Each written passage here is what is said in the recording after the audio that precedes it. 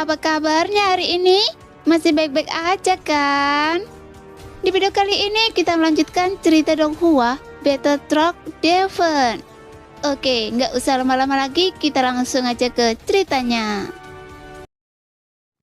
Bonus 1000 pisau sialan, beri saya sedikit waktu lagi, saya hampir selesai.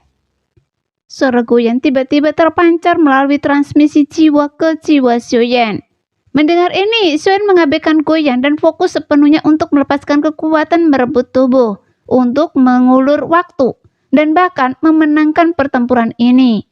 Xiuyan harus berhasil merebut tubuh Zanzhou, agar dia dapat mencari ingatan pada jiwa mereka dan mendapatkan informasi spesifik tentang klan Ximing. Meskipun kedua jiwa utama itu terkunci dalam kebuntuan dengan Xiuyan, tetapi mereka tetap tidak bisa menghentikannya untuk terus merebut tubuhnya. Namun, kekuatan merebut tubuh yang dasar telah menanamkan rasa takut dalam diri Zanzhou. Bagaimanapun, kekuatan jiwa Xiuyan telah mencapai 50%. Dan salah satu jiwa utama perlahan-lahan diremas keluar dari tubuhnya. Tidak, dia tidak bisa meremas jiwa saya keluar. Seketika kedua jiwa di dalam tubuh Zanzhou mulai beradu karena tidak ada yang ingin diremas keluar dari tubuhnya terlebih dahulu. Dan inilah kesempatan bagi Xiuyan, dan ia memanfaatkan kesempatan itu untuk melepaskan kekuatan merebut tubuhnya lagi. Karena dengan kedua jiwa Zanzhou yang berebut kendali, situasi semakin memburuk. Dan Xiuyan perlahan mulai menguasai tubuh tersebut. Bahkan tampaknya proses merebut tubuh Zanzhou kemungkinan besar akan berjalan lancar tanpa kejadian tak terduga. Namun tepat saat ia perlahan menguasai tubuh tersebut, air laut di atas kedua sosok yang melayang di udara tiba-tiba mulai berputar, menyebabkan gelombang yang sangat kuat bergulung di sekitar mereka, seolah-olah mereka berada di pusaran air samudra raksasa. Dari dalam pusaran air, sesosok tubuh perlahan turun. Manusia luar, beraninya Anda bertindak begitu lancang di dunia gunung dan lautan saya. Suara Din Cheng menggelegar bagi guntur yang teredam. Saat itu, sebuah tangan raksasa semi transparan seperti hantu menghantam Xiuyan. Pada saat ini, tatapan Raja Tianxia menggelap saat ia melihat sosok yang muncul dari pusaran. Bagaimanapun Xiuyan saat ini sedang merebut tubuh Zanzhou, jadi momen ini sungguh krusial. Jadi dia segera menggantungkan labu anggurnya di pinggang dan dengan jentikan pergelangan tangannya, sebuah tombak naga perak pun muncul. Longyi, kecuali benar-benar diperlukan, Anda tidak boleh bergerak. Sebelum berangkat, Raja Tianxia mengingatkan Longyi agar tidak bertindak gegabah. Pertempuran ini semakin memanas dan sepertinya tidak akan berakhir dalam waktu dekat. Jelas, Zanzhou tidak sendirian, karena dia juga memiliki sekutu lain, dan mereka bahkan telah menahan retakan Xuan Huang. Dan sekarang sosok lain muncul entah dari mana. Jika Raja Tianxia tidak turun tangan sekarang untuk menghentikan serangan itu, maka Xiuyan akan benar-benar berada dalam bahaya. Pada saat ini, tombak naga perak mendesis dan sosok Raja Tianxia menjadi ramping dan lurus seperti tombak di tangannya. Kemudian tombak yang ditusukkannya berubah menjadi bayangan yang mengeras. Langsung menusuk ke arah tangan raksasa transparan itu. Sehingga kedua serangan itu bertabrakan dalam sekejap, melepaskan gelombang kecut yang mengerikan. Setelah Raja Tianxia mengayunkan tombaknya dan untuk sesaat ia tampak jauh lebih tampan. Kapan begitu banyak orang asing datang ke dunia pegunungan dan lautan? Ini bukan urusan Anda, tapi karena Anda sudah terlibat, maka kalian semua akan dikorbankan di sini. Tiba-tiba sosok yang berbicara pelan muncul dan itu adalah sosok yang aneh. Meskipun bertubuh manusia, ia memiliki 3 kepala. 2 perempuan dan 1 laki-laki. Kepala seorang pria berada di tengah, diapit oleh para wanita dengan penampilan berbeda. Ketika mereka berbicara, 3 suara berbeda saling terkait. Anda ini apa? Anda tampak menjijikkan, kata Raja Tianxia dengan kesal. Bagi manusia, melihat makhluk mengerikan seperti itu yang seolah-olah dijahit, sungguh meresahkan. Anda tidak berhak tahu. Tinggalkan saja hidup Anda." Saat ketiga suara yang saling berkait itu mereda, sebuah tangan muncul. Sebuah tangan dengan 7 jari. Kemudian jari-jari itu menari-nari. Dan lapisan-lapisan pembatas muncul dari udara tipis. Dan langsung menyelimuti Raja Tiansang dari segala arah.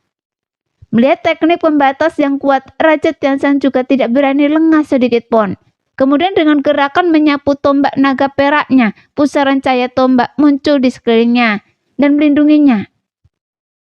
Teknik restriktif tidak hanya dapat dipatahkan dengan kekuatan jiwa.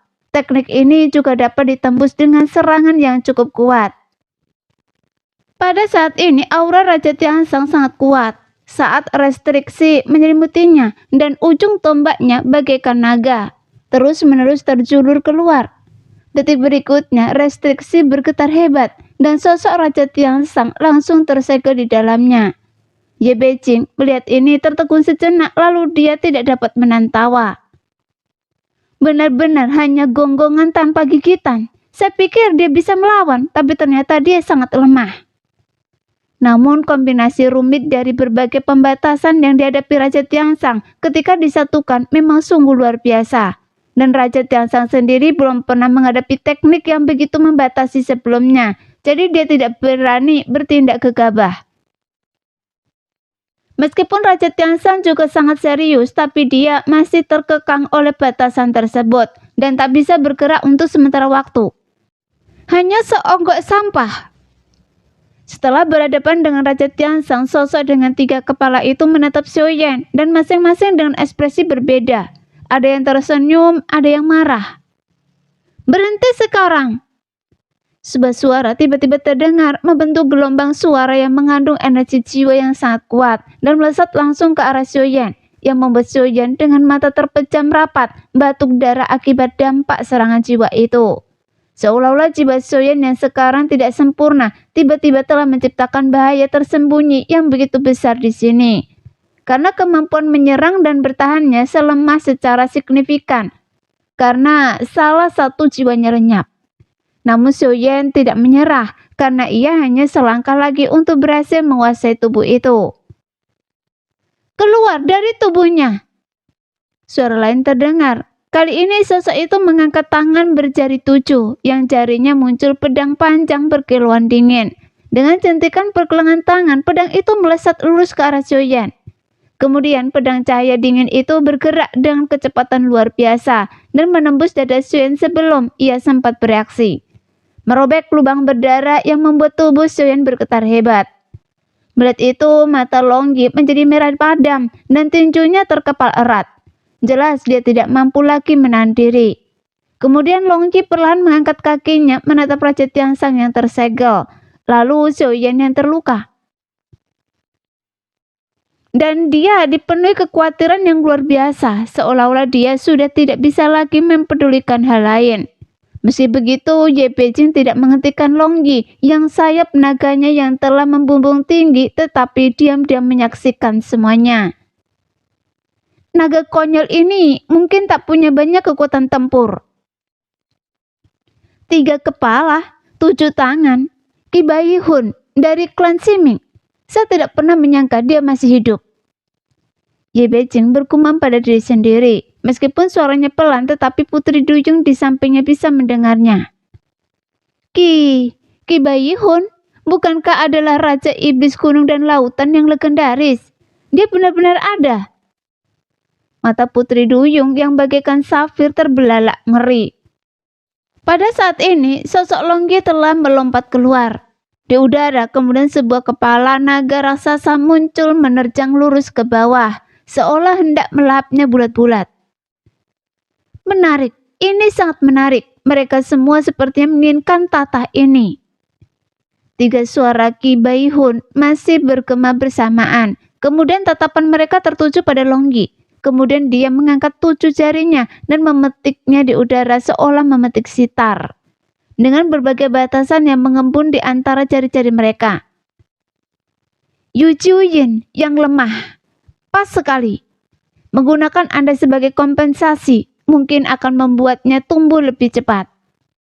Saat suara Ki Baihun keluar, batasan yang diberlakukan oleh 100 jiwa menyerang dari segala arah, berubah menjadi duri-duri tajam yang tak terhitung jumlahnya, dan langsung menembus tubuh Longyi, menancap di dalamnya sebelum meledak seketika, yang membuat sisik naga Longyi hancur dan darah berceceran ke segala arah. Bahkan dengan tubuh Yu Yin yang sangat kuat, Longyi tampaknya tidak memiliki kemampuan untuk melawan, seolah-olah dia masih terlalu lemah, sementara musuhnya luar biasa kuat.